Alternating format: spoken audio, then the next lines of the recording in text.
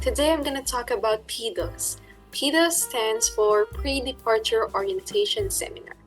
So Filipinos leaving the country to participate in the exchange visitor program are required to register with the Commission on Filipino Overseas. And part of the registration requirements is attendance in the PDOS to inform them about the conditions and requirements of the EVP as well as their responsibilities as J-1 visa holders. So ito yung mga documents required for PDOS: passport bio page, your J-1 visa, DS 2019, notarized undertaking from the U.S. sponsor, health insurance document, and notarized affidavit of undertaking from the participant. So itong notarized undertaking from the U.S. sponsor, makukuha siya sa group chat nyo, bibigay siya ng mentors nyo sa GC. And then ito namang health insurance document, pwede siyang i-request through email.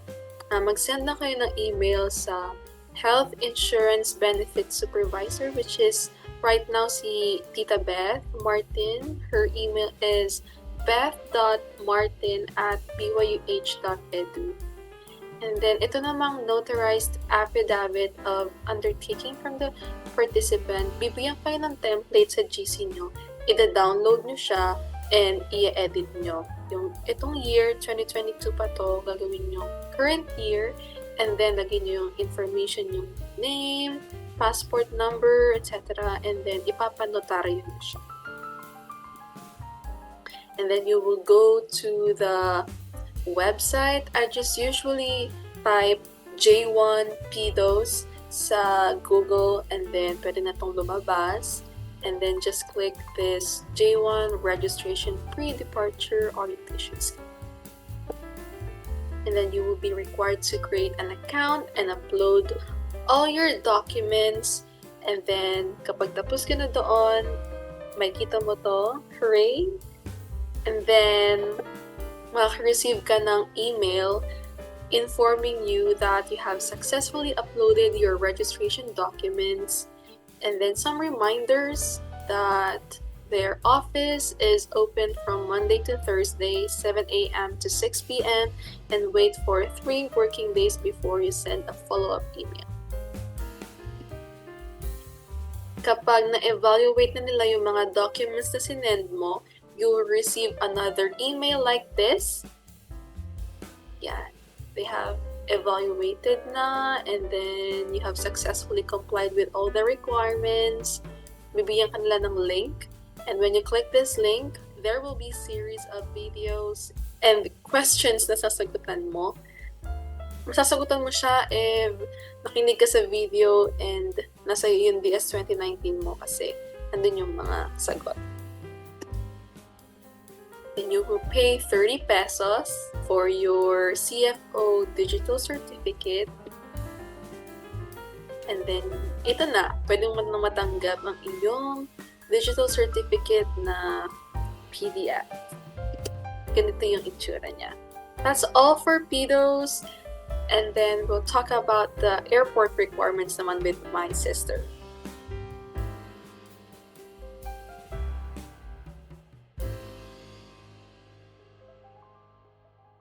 Today is a very special day kasi kasama ko ang aking kapatid na si Audrey! Hey, thank you! Thanks for having me here! Produkto siya ng YouTube channel na to.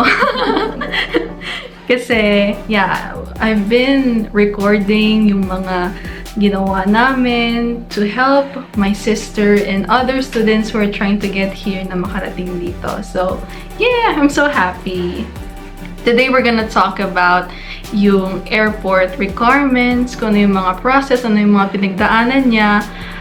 And yeah, I'm super excited about this because they went to Korea, di ba? Yes. Pumunta kayo sa Korea. Yay! Okay. So, first question, ilang baggage yung dala-dala nyo? Oh, I have 2 check-in baggage with 23 kilos each. Carry-on baggage with 10 kilos. But if you have laptop with you, you can exceed up to 12 kilos. Oh, okay. So, yung carry-on mo at yung hand carry, dapat when combined, 10 kilos or 12 kilos lang. Yes. Okay. Gotcha. And ano yan? Korean Airlines? Korean Air? Incheon Airlines. Oh, okay. Sige. Magkano ginastos mo from Hawaii to, from Philippines to Hawaii? Malaki. Actually, yeah, but you can... By how much? Oh, actually, nasa 36K siya. Not bad. Kasi nung pumunta kami dito, Christmas yun, so mas mataas. Tig 45,000 pesos kami. Pero pumunta ka dito, April. Yes. So, hindi ganun ka-fixed yung season, I guess. Okay. And then, nag-online check-in pa ba kayo or hindi na? Hindi na. Diretso na kami doon. Bakit hindi? Kasi diba, sabi nila, for us din, mas mabilis yung online check, hindi ka napipila sa check-in. Ida-drop mo na lang yung bag mo doon sa airport. Hindi na. We were planning to, pero wala nang time. Wala nang time. Okay, so we gotcha. just went to the airport straight away. Mm. Then checked in there. Okay. May mga kasama ka sa airport? Yes. Ilan kayo magkakabatch? Actually, 3 lang kami na nag-usap-usap. Pero when we got there, gulat kami, sobrang daming students. Oh, So, okay. yeah, some students, I just met them at the airport. So, yeah, marami kayong mamimit. Okay. So, sinadya nyo na meron kayong layover sa Korea para makapag-Korea kayo, right? Yes. Nice! Kailangan nyo pa ba ng visa o hindi na? No, you don't need a visa or Korean visa to go there. You just have to find the transit tour information and then schedule a tour. Merong tour doon na 9 a.m. to 4 p.m. and Okay. merong 3 p.m. to 6 p.m. Pero, yeah, just schedule there. Bakit parang mas mahaba yung 9 a.m. to 4 p.m.? Ay, mali pala. 9 a.m. to 2 p.m. Okay. 9 a.m. to 2 p.m. then 3 p.m. to 6 p.m.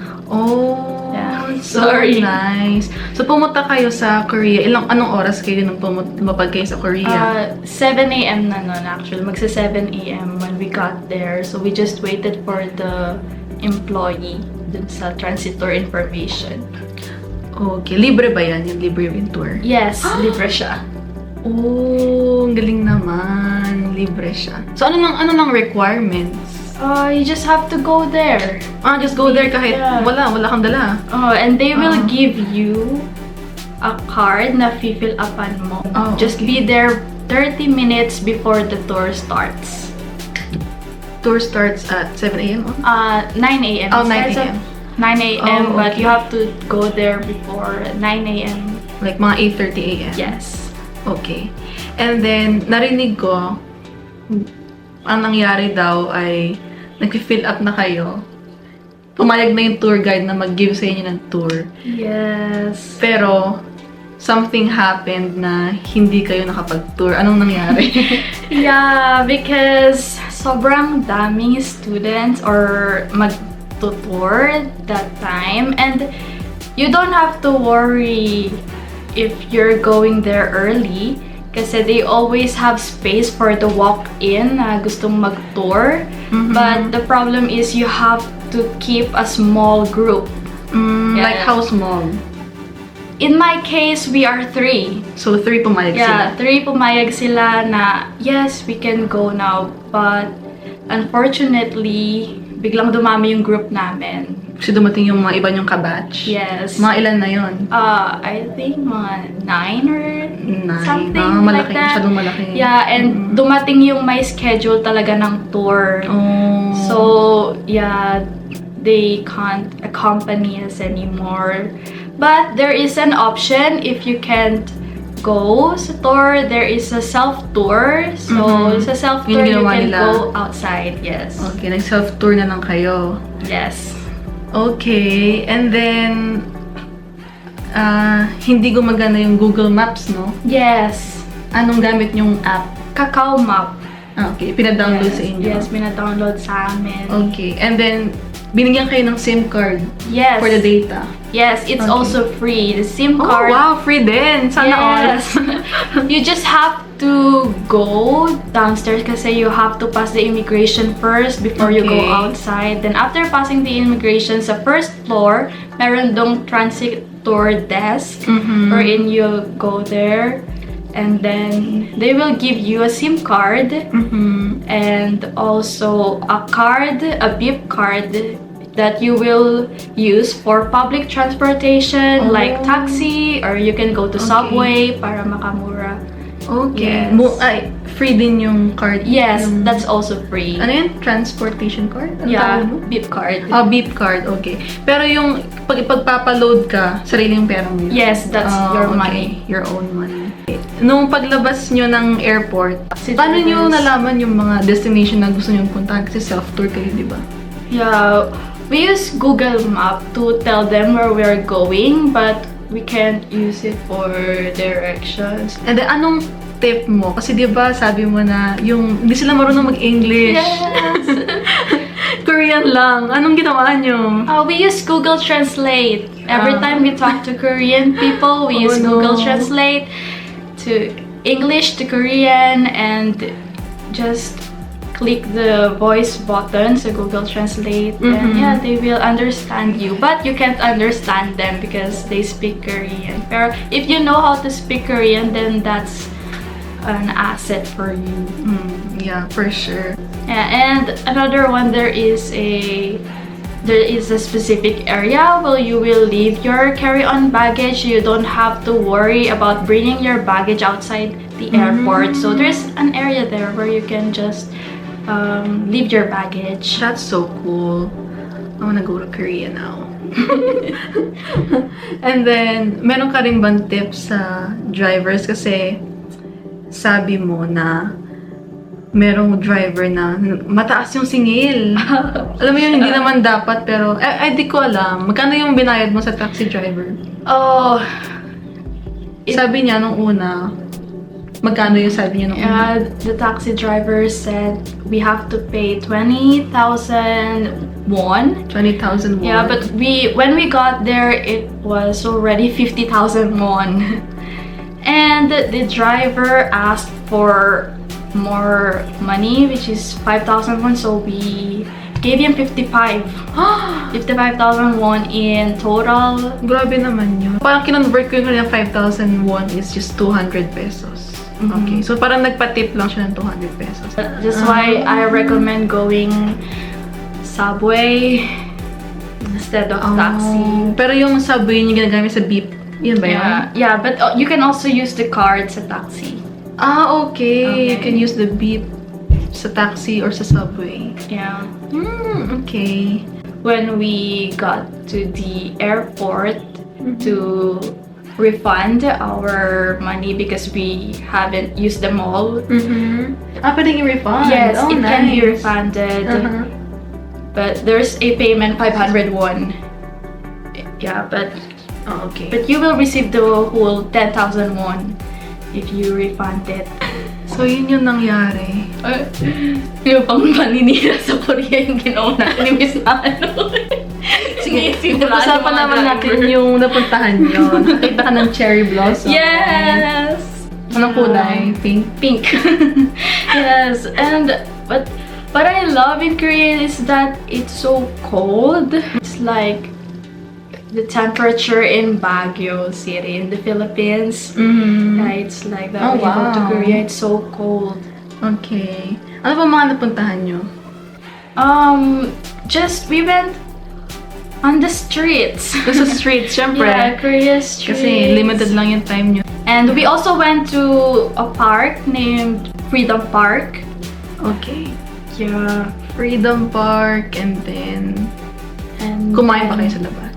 Oh, no, we ate out inside the airport. Sa airport na kayo kumain. Okay. Meron ka bang restaurant sa airport na i-recommend? Oh, restaurant. You can eat there. Anywhere. Anywhere, yeah. There's a lot of Korean foods there. If you like Korean foods like kimchi or anything, yeah, you can eat there. But also there's a restaurant, it's KFC if you miss like rice. Oh no, there's no rice pala there, just burger. Walang rice sa KFC? Yeah, just burger. So yeah. Okay. So, bumalik kayo sa airport and then yung flight nyo from Korea to Honolulu. What time?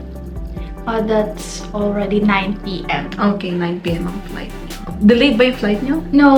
On time. Yes, Nice. it's on time. So nice. And then, ayun nga. The rest is history. Pagdating nila dito, I sent a driver for them. Wow, I sent. Yes, I have my own driver. Char. Joke lang. Now, they're here. Yay! Siguro sa next video namin pag-uusapan namin yung mga new student stuff. Yeah. And, ano maa-advise? So pretty. Oh! Don't forget to subscribe sa kanyang Instagram. Anong Yes. Instagram mo? When Fall Whispers. When Fall Whispers. She's a poet. And she's a writer. Ano yung genre mo pa nagsusulat ka? Usually romance. Oh, okay. Romance. Romance and poetry. Parang mga lang live. Good luck sa kanyang BYU-Hawaii journey. Thank you so much thank you. for being a guest. Thank you Yes. too.